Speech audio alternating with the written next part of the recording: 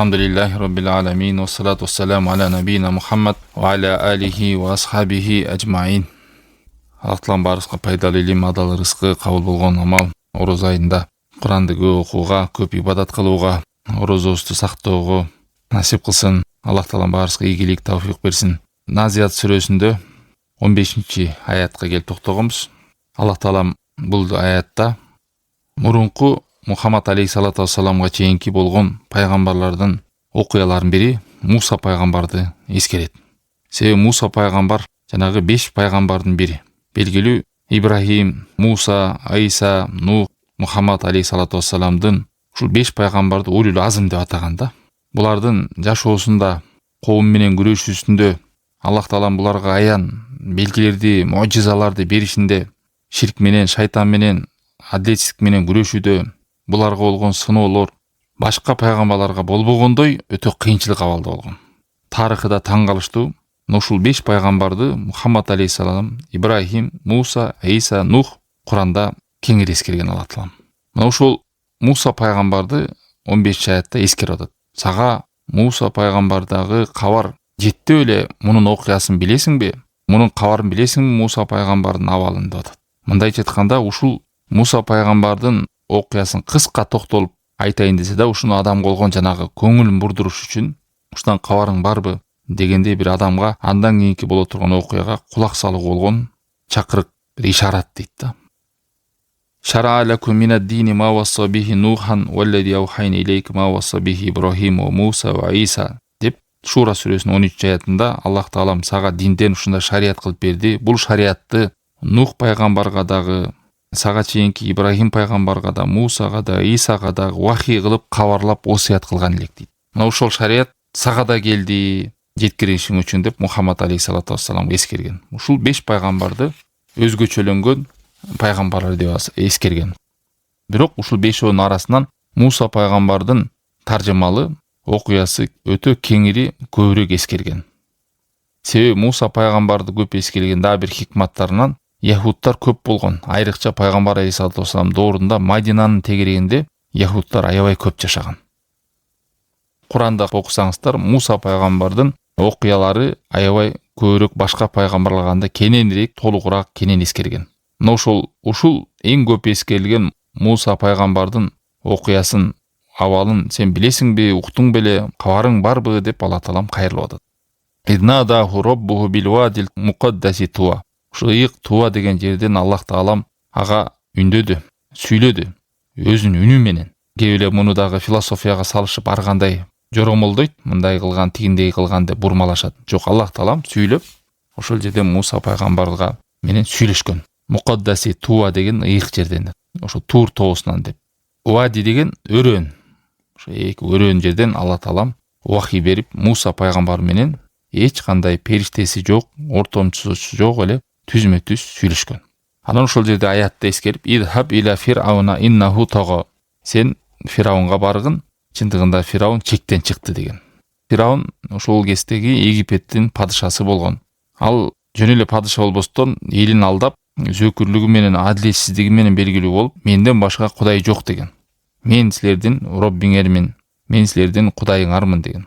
Куранда Касас сүрөсүнүн 38 аятында Фираун сөзүн келтирип мындай дейт Алла Таалам. Окала Фирауну, Фираун айтты: "Я юхал мала, о коомум, о элдер, ма алимту лакум мин илахин гайри.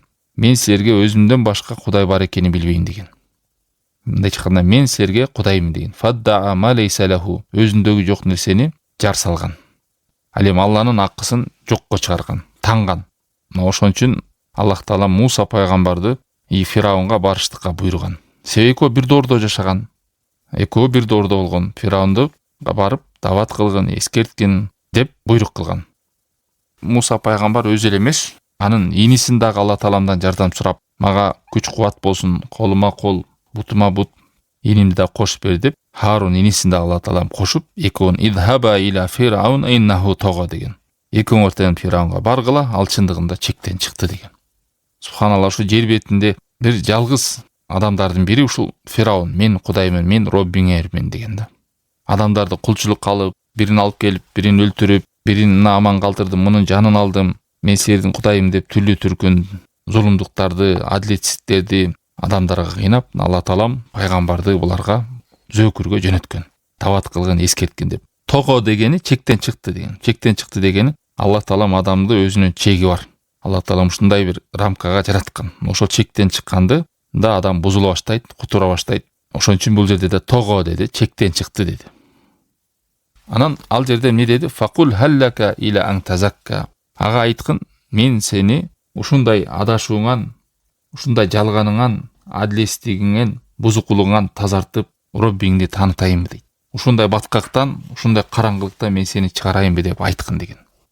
Куранда ушундай кылып эскергенде закат, тазакка деген өз тилдик маанисинен өсүү, өнүгүү дегенди билдирет. Ошондой эле жамандыктан, бузукулуктан чыгууга, ушул баледен арылууга сени чакырайынбы деп айтуунун өзүндө бир адамды уктура турган, кызыктыра турган да. Элестеткиле, пайгамбар Муса пайгамбар келип, "Эй Фираун, ушундай сага бир жакшылыкты айтайынбы?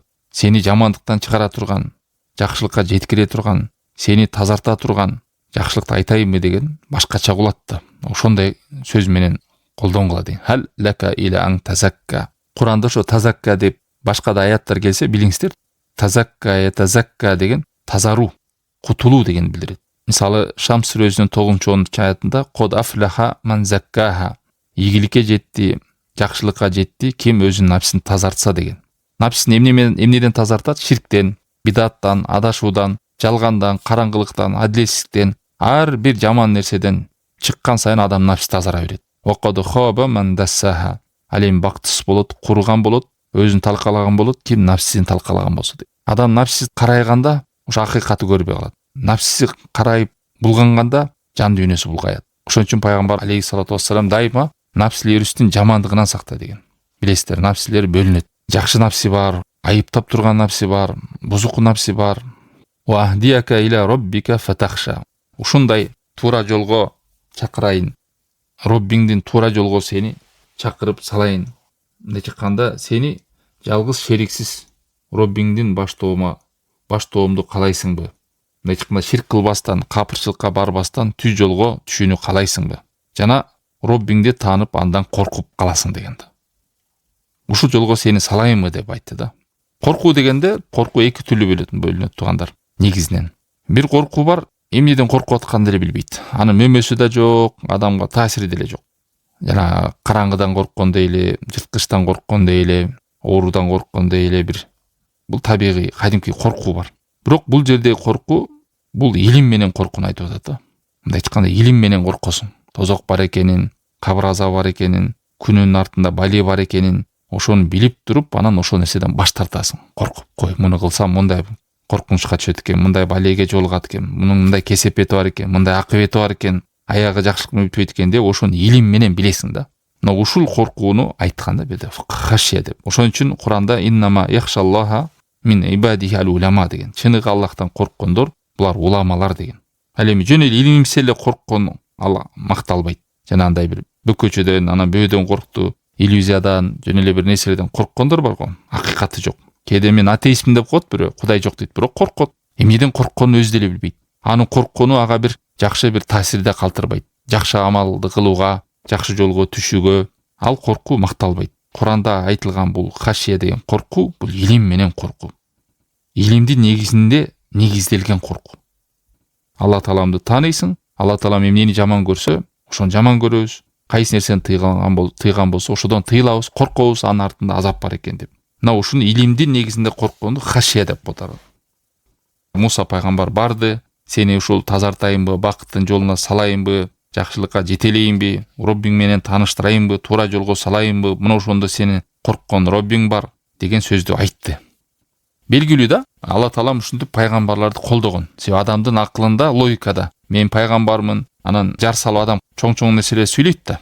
Анын эч кандай далили болбосо, анын бир аяттары болбосо, муъжизалар болбосо, сен кимсиң дейт да. Эс алгын бар, көзүмө көрүнбө, жоголгун дейт да. Алла Таалам андай кылган эмес пайгамбарлар. Кайсыл пайгамбар чыкса, ошол сөзүн тастай турган, анын пайгамбар экенин баяндай тургандай Алла Таалам муъжизаны берген. Бул дүйнөдө деле ошондой, бир адам бир нерсени жар салып атса, мен кыйынмын, мен мындайм десе, ага далили керек. Азырда чыгып алгандар бар, мен Кудаймын, мен да пайгамбармын, мен мындаймын, мен ойлоймун деп сүйлөп койгон эле сөз боло бербейт. Себеби Аллах Таала ар бир пайгамбар жөнөткөндө сөзүн тастыктай турган аят белгини берген, мojizаны берген. Ошол чыныгы пайгамбар экенин билиш үчүн. Анан аяттан улансына дейт фарахул аятал кубро. Мындайча айтканда жана сөзүн айткандан кийин кана сен пайгамбар экениң, мен Кудай эмес болсом, сен пайгамбар болсоң, сенин далилдериң кайсы дегенде, мына ошол аяттарын Муса пайгамбар көргөзгөн Фираунга. Себеби бул жана жөнөкөй эле жыгачтан жасалган сүйөнүп келген таягы болгон. Ошол таягы билесиздер, ажыдарга, чоң жыланга айлангандыгы. Жерге митип таштап койсо эле ажыдар болгон. Кайра алса таяк болуп калган. Ушул аяты мojizасы болгон. Эч кыймылдабаган жаны жок таяк жерге койсо ажыдар, жылан, кайра кармаса таяк болуп калган. Кайра сүйөнүп жүрө берген. Жана ошондой эле колун чөнтөгүнө салганда, кайра чыгарганда колу нурлуу болуп чыкканда. Кээ бирлер айткан, Муса пайгамбардын денеси мындай кара болгон деген сөздөр бар айтышкан. Жолбозу жанагы мулат деп коебу, мындай кара тору болгон. Колун чыгарганда колу нурлуу болуп көрүнгөн деп. Мындай чыкканда таякты жана колун аят катары, белги катары көргөзгөн. Эми муну деле адам ойлошу мүмкүн да, бул деле фокус болушу мүмкүн, бир сыйкыр болушу мүмкүн, көз боемочулук болушу мүмкүн десе, себеби ошол заманда Муса пайгамбардын доорунда, ошо Фираун жашап аткан абалда сыйкырчылык өтө катуу таркаган. Сыйкырчылык даже чегине жеткен. Анан керек Фираундун тегерегиндеги сыйкырчынын төрагалары болгон. Эң сыйкырчынын мыктылар жанында турганда. Алар ким сыйкыр экен, ким көз боемончулук кылып атат, ким фокус кылып атат, баарын айырмалап билген. Баягы балыкчы балыкчыны алыстан билет дегендей, ушулар деле сыйкырчылар бири-бирин билген. Бирок Муса пайгамбардын жанагындай таяк менен көргөзгөн аламат белгиси мojizасы сыйкыр эмес экенин түшүнгөн. Себеби аларда илим болгон да, билген да, сыйкырдын деңгээлин түшүнгөн, баары бир уровеньде эле мындай бири-биринен өзгөчөлөнгөн эле болсо. Бирок Муса пайгамбардын жана колунун нурданышы, таягын ажыдарып жылан болушу алардын көзүнө көрүнгөндө түшүнгөн да, бул жөн нерсе эмес. Ошон үчүн алар заматта эмне кылышты? Фираунду таштап Мусага иман келтирип кетишти. Фираун, мен силерди көргөзөмүн, ушуга эле ишенип кетип алдыңар. Муну силерди сыйкырчылардын төрөгасы кылып коймокмун, силерге башчы кылып. Эми силерди да жаныңарды алам, өлтүрөм деген эмне деди алар? Каалаганыңды кыл деди. Колуңан келгенди кыл деди. Биз ишендик, бул Мусанын Роббисине ишендик. Бул акыйкат деген. Пайгамбар деп ишендик деп. Аларды даргасып өлтүрүшкөн. Бирок ошондой жанын чыгарып өлтүрсө дагы, кыйнаса дагы алар бул динден баш тарткан эмес. Ошондой абалда өлүп кетишкен. Мындайча айтканда таң калыштуу, өмүрүн бар сыйкырчылыкта өтүп, Муса пайгамбар бир-эки мojizасын көргөндө иманга келишкен. Бирок Фираун келе албады да. Мына жүрөк ушундай катып, мерес болуп, нафси кирдеп калганда кыйын болгондо. Ошондо кээ бир алымдар таң калганда, карачы, кандай адам заты өмүр бою жаман жол жашаса деле, хидаят келип чын-чыл жүрөк менен кабыл алса алатылам, тоолорун кабыл кылып, мына мусулман абалда өтүп кетишти. Ошо Мусанын алдындагы кызматчы сыйкырчылар. Аны белгилүү эми жолуктурушкан, ортодо бири-биринин күчтөрүн сынашкан, анан сыйкырчылар акыйкат экенин билген, анан иманда жан берип кетишкен. Анан экинчи дагы айта турган нерсе, кайсыл коомдо эмне өнүккөн болсо, ошол доордо эмне өнүккөн болсо, кайсы нерсе адамдарды таң калтыра турган нерсе болсо, ошонун үстүнөн дагы таң калтыра турган нерсе менен кирип келген да. Мисалы, Муса Фираун убагында сыйкырчылык катуу күч алган. Мындай айтканда адамдарды таң калтыра турган нерсе сыйкыр эле болгон да. Сыйкырдан да өткөн нерсе жок болгон. Ошол нерсе көзгө басар, көрүнүктүү, таң калыштуу нерсе болгон. Анан Муса пайгамбар сыйкырдан дагы өйдө нерсе менен келди да, мojиза менен. Ошосу менен мунун пайгамбар экенин тастыктап берди. Ал эми Иса пайгамбардын доорун карасаңыздар, медицина катуу өнүккөн дейт. Бүт нерсени айыктырыш экен, бир эле өлүмдү айыктыра алган эмес. Врачтар ушундай чөптөрдүн түрүн, дарын түрүн берип айыкпаган оору болгон эмес экен.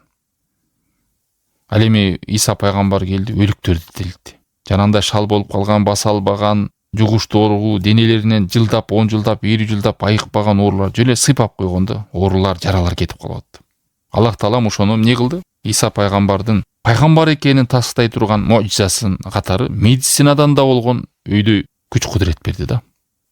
Өлүктү тирилте турган, айыкпаган ооруларды айыктыра турган, сүйлөгөндү сүйлөтө турган, көрбөгөндү көргүзө турган, укпаганды угуза тургандай касиеттерди берди. Жана денелер курттап, айыкпайт деп таштап элден бөлүп салган адамдарды денесин супсулуу кылып кое тургандай, дарысы жок нерселерди дарылап кое тургандай абалда болду. Мына ошентип Иса пайгамбар дагы өзүнүн пайгамбар экенин тастай турган кудуретти Алла Таалам берген. Ал эми Мухаммад алейхиссалату вассалам доорунда эмне болгон? Сөзгө маани берген туугандар, арабтарга. Ырларды жазышып, жана акындары деген толуп кеткен. чечен десең чечен, ошо сөздү көркөм уйкаштырып сүйлөө жагынан ушул сөз акындык жагы ушундай катуу өнүккөн да. Сөзгө катуу маани беришкен. Жана Кабанын алдына келип алып, акындардын баарын жыйнап алып адамдар ошодон уйкаштырып, ушундук кылып сөздү айткандарга алтындарды берип, конкурстарды жарыялап, сөз баккан элбиз, анан сөз таптаган элбиз дейт го. Ошону акындар уйкашкан макал лакап ишилип сөздү түмүнө көркөм, кооз, укмуш сүйлөгөн коом болгон да. Ушул менен эле айырмалаган адамдын касиетин, кадыр баркын, илимин ушул нерсе менен ушул алдыга чыгышкан. Ошон үчүн Мухаммад алейхиссалату вассалам келгенде арабтар мактанган да, биздин деген сөзүбүз бир сөздү 1000 сөз менен айта алабыз, бир сөздү биз 100 сөз менен айта алабыз. Мунун мындай, биздикиндей тил жок, биз мындайбыз, тигиндейбиз. Алла таала манан Куранды берди.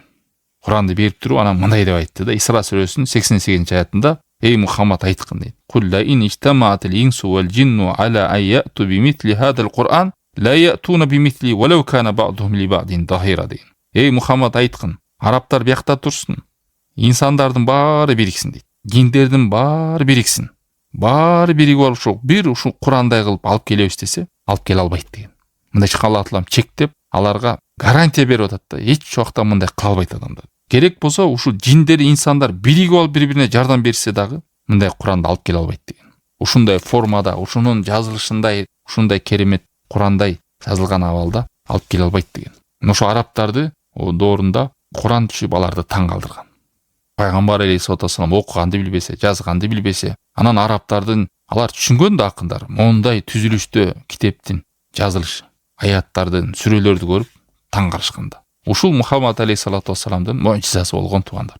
Бирок жогоруда айткандай, бирок тилекке каршы адамдын бешенесине хидаят жазылбаган болсо, адам көргүзү келбеген болсо, уккусу келбеген болсо, түз жолго түшкүсү келбеген болсо, балекет аяттын баары түшүрсөң дагы ал аяттар эскертүүлө жардам бербейт экен. Эмне деди? Акыр барып Мекке мушриктер деле айды да жарып берди го.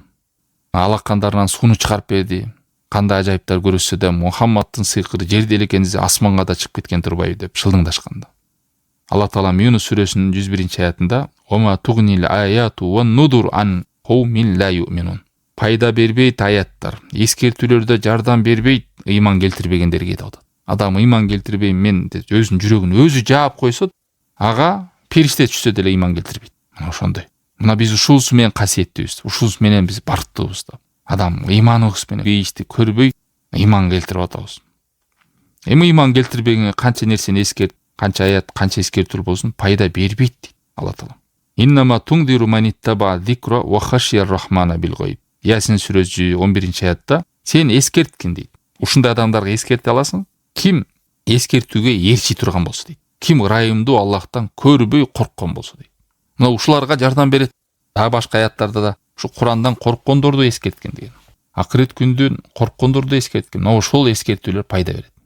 Бул жерде дагы акыйкатка ээрчигендерди, ырайымдуу Аллахтан корккондорду эскерте аласың деп атат. Ал эми кимдин жүрөгүндө хидаятка болгон каалоосу жок болсо, жүрөгүндө умтулуу болбосо, ал канча аят алып кел, канча муъжиза алып кел, канча белгини алып кел, ыйман келтирбейт. Анан Фираунд да эмне кылды? Муъжизаны көрдү, бүттүгүн көрсө деле аягын натыйжада факадзаба ва асо, жалганга чыгарды, кабарды. Ва асо тоң моюндук, текеберлик кылды. Сен пайгамбар эмессиң, сен элчи эмессиң деп айтты. Могу пайгамбар дегениңер бул элчи болбой эле бул жинди экен деп айтты.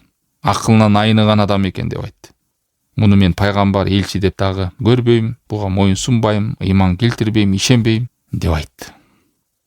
Андан кийин сумма адбара яса. Ошол менен эле калып калбастан ал эмне кылды? Кайра капырчылыгы күчөп, текеберчилиги андан дагы күчөп аракеттин үстүндө болду. Ошол капырлыгын көбөйтүп, кайра зөөкүрлүгүн көбөйтүп, кайра Муса пайгамбар менен күрөшүп, анын жолун бууп, аларды өлтүрүшкө кадамга бел байлады. Анан эмне деди? Эрегишип туруп Муса пайгамбар менен Харун келгенден жин тийгенсип адамдарын баарын топтоп, эй адамдар топтолгула деп бийик жерге топтоп алып, анан ушу сөзүн айтты да. Көрдүңүздөр туугандар, мындай бир неме бар да адам табиятында. Адам акыйкатты каалабаса, акыйкатты уккан сайын жинди боло баштайт да. Акыйкатты угуп, ал кайра жүрөгүндөгү жана оорулары күчөп, ооруган, карайган напсиси дагы кирдеп, бузукулугуна кошулуп, көзү андан да көрүү болуп, кулагы тунарып, тили жалганды көп сүйлөп, туура эмес сөз сүйлөп, кайра кутуруп баштайт. Топтобой жаткан элин топтоду да Фираун. Бийик жерге чыгып алып, эмне деди? Faqala ana rabbukumul a'la. Men силердин Роббиңермин деп дагы тастыктап атат да. Менден өткөн силерге бийик адам жок. Менден өткөн силерге Кудай жок. Мен эң бийикмин. Өзүндөгү жок нерсенин менде бар деди. Андай касиетке ээ эмес болсо дагы мен ушундай касиетке ээмин деди. Кудай болбосо да мен Кудаймын деди. Сенин Кудай экениңе эмне далил десе, эмне деген дебейсиздерби Муса неме? Фираун. Жанагы айткан 2 кишини алып келип туруп, бирөөнү өлтүрүп койгон. Мына мунун жанын алдым, анан бирөөнү коюп койгон. Муну жанын сактап калдым деген. Ушул далил катары көргөзгөн. Анан экинчи далил деген мына мен алдымда Нил дарыясы агып атат. Бул менин дарыям деген. Мына мен алдымда кулдарым жатат. Мына мен падышамын. Мына менде казыналарым. Деп ушул бийлигине, байлыгына суктанып өзүн Кудай деген. Буну Зухруф сүрөсүндө башка аятта 51-52 аятта ушундай деп айткан. Я кауми алейса ли мульку мисра ва хадил анхар тажри мин тахти. Эй коомум, Египетте элин айтып атат да. Мен силердин падышаңар эмесминби? Мына менин алдымда дарыялар агып атат го. Нилди айтып атат. Мүлктөрүм кол алдында жатат го. Мен силердин Роббиңермин го, падышаңармын. Афаля тубсирун, не көрбөй турасыңарбы деген. Эми шылдыңдап атат да. Мен жакшы көрүнүп атамбы көзүңөргө? Же көзгө көрүнбөгөн, илешпеген, бийлиги да жок, кадыры да жок, байлыгы да жок, кара тор болуп келген Муса пайгамбар эмне бир нерсени ачыктап беребиз силерге деп атат. Ушу кантип элчи болуп калсын дейт.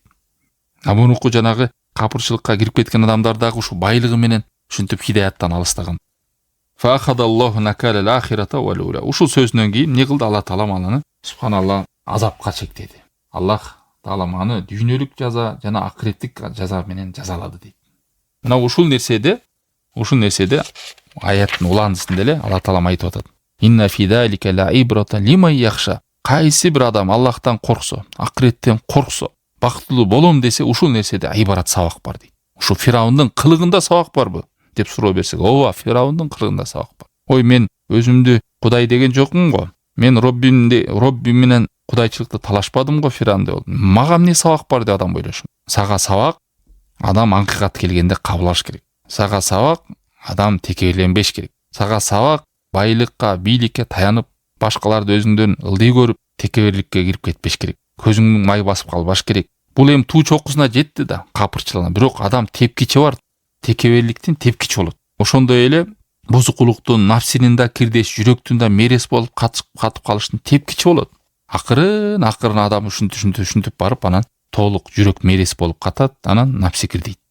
Ар бир Аллах тааламдын китебин окуган мусулман үчүн Фираунда үлгү сабактар бар. Муну Аллах таалам өзү айтты. Мына ошондой мүлкү менен, байлыгы менен, сөкүрлүгү менен Аллах таалам кыйратып жок кылды. Ана бүгүнкү күндө кээ кичине байлыгына 1000 байыса деле Фираунга жетпейт байлык азыркы адамдар текеберленгендердин. Фираундун 1000 деген, 100 000 деген алдында кулдар болгон. Мына ушул 50-60 жыл жашоодо текеберленип, боюн көтөрүп, Кудай сактасын, намаздан алсап, менин колум бошобойт, мен иштерим көп деп жана жүргөндөр бар Аллах таалам алдында. Сен кимсиң, мисалы? Дары ошо Фираундун алдында деле. Фираунга жеткен бийликке жеткен жоксуң. Фираунга жеткен жанагындай кулчулуктардын үстүндө ээлик кылган байлыкка жеткен жоксуң. Мына ушунун абалы кандай болуп атат? Ар бир текеберленген, Аллахтан жүз бурган, артка кеткен, пайгамбарларга каяш айткан, сүннөтүн алып келсең, башка бир өзүнүн адатын, өзүнүн бир кылыгын, өзүнүн түшүнүгүн салгандар, баардык ушул нерседен насиби бар. Же Фираун тоңмоюндук кылды. Фираун капырчылык кылды. Пайгамбар менен айтышты. Пайгамбарга тоңмоюндук кылып, моюнсунбайм деди. Эми ушулда мусулман адамга сабак бар. Моюнсунбаган жагыңан окшоштук бар. Сүннөттү алып келсең, каяш айт, от кайзаң бок качып, тетир сүйлөп, муну ушинтип эле кылып келбедик белек, минтип эле жүрбөдүк беле деп кылса, бунун баары каяш айтуу. Каяш айтуу деген бул пайгамбар менен тирүү кезинде каяш айтуу эле эмес. Пайгамбар өлүп калгандан кийин деле анын сүннөтүн мойнуңа албай, кабыл кылбай, аны менен жашабайм, менин адатым ушундай, жашоо образым мындай тигиндей деп ошонун баары каяш айтуу. Аллах таалам жөнөттү. Фираунга кандай Мусаны жөнөтсө, бизге ошондой кылып Мухаммад алейхиссалату вассалам жөнөттү. Мына эми ар кимибиз өзүбүз карап алайлы. Кандай тосуп алдык пайгамбарыбызды? Кандай баш ийип атабыз? Талаш тартышып аткан жокпузбу? Сүннөт келгенде кабыл кылып атабызбы? Жок, же атам мынткен, анан бабам мынткен, анан бизде салт мындай, анан үрпүбүз мындай, биздин адатыбыз мындай, тигил мындай, ушинтип эле жашап келдик. Ушин туулуп өскөндө эле Токойдо индейстерде болуп көргөнүбүз ушинтип эле чийки жегенбиз, этти биз ушун чийкиге жей беребиз деген эмес. Алла таалам ушул адамды жалгандыктан акыйкатка, караңгылыктан жарыкка, пайгамбарлар ушу бейишке жетелейин деп келди. Туура жашоону үйрөтөйүн деп келди. Мына ушул нерседе баарыбызга айбарат, сабактар, үлгүлөр бар. Ошон үчүн аяттын аягында не деди? Инна фи залика ла ибратан лима яхша. Ал нерседе ар бир Кудайдан корккон адам үчүн ибарат сабактар бар. Көрдүңүздөр, Кудайдан корккон, акыретти үмүт кылган, Аллахтан, тозоктон корккон адам гана, ошол адамдарга гана ибарат бар. Бул Фираун менен Муса пайгамбардын ортосундагы абалда. Ал эми акыреттен коркпогон, Кудай менен баш оорубаган адам муну жөн эле окуп эле өтүп кетет. Эмне болуптур? Андайлар көп эле болуптур. Ушул экөөнү жөнөтүп атканда таң карыштуусу Алла Таалам не деген дейсиздер? Тоха 44-аят. Факула лаху каулан лайина деген. Баргылада бирок жумшак сөз айткыла деген. Ошон үчүн сиздин бир тууган болобу, жакыныңыз болобу, 1000 жолдон адашса дагы, 1000 туура эмес ишти кылса дагы, даават кылганында, ошону чакырык кылууда башында жумшак сөз менен баштаңыз. Адам напси шундай, акыйкат болсо деле, эгер сен орой корс катуу сүйлөсөң, акыйкат болсо да ал адам кабыл кылбайт. Табият ушундай. Ошон үчүн акыйкат деп эле орой главный мен айып салайын деп эле айып салбастан, ошонун сөздү байкап, абалды байкап, ал адамдын учурду байкап, ал адам деңгээлин байкап, ошентип жумшак, суунуда сиңген жерге куй, сөзү да уккан кулакка айт деп ушундай сөз бар го. Ошол адам абалды байкаш керек да. Ошол бир окуяны келтирет. Харун Рашид деген адилеттүү ушундай падыша болгон. Анан бир адам корс кирип айтканда, мен сага азыр ушундай катуу эле насыйха кылам деген да. Угуптур деген, кулак сал мага деген. Эмоция менен кирип келген да. Анан Харун Рашид айткандай, сен эмне андай катуу, мага орой кылгандай, сен Мусадан артык эмессиң деген. Мусага деле Алла Таалам Фираунга барганда жумшак даават кыл деген. Мен болсо Мусада Фираундан дагы жаман эмесмин деген. Фираун болсо капыр болгон. Мен мусулман падышаңмын го деген да. Мен Фираундан ылдый эмесмин, сен Мусадан артык эмессиң. Ошондуктан ороңдой эле, корс болбой эле жашнакай сүйлө деген да. Нансагандай факула лаху каулан лайина. Экөөңөр баргыла да жумшак сүйлөгүлө деп.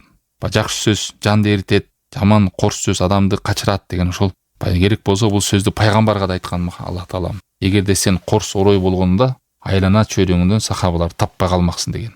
Ошолорго жумшак болгондугунан жүрөсүң деген. Ошо адам табияты ушундай, акыйкат деп эле айып салбастан, абалды байкап, ошо жумшактык менен, абалды билүү менен даават кылса, алхамдулилля өтүүндүү болот. Субханакаллахумма бихамдика ашхаду ан ла илаха илля анта астагфирука ва атубу илейк. Ва саллаллаху таала аля хайр халкихи ва аля алихи ва сахбихи ажмаин.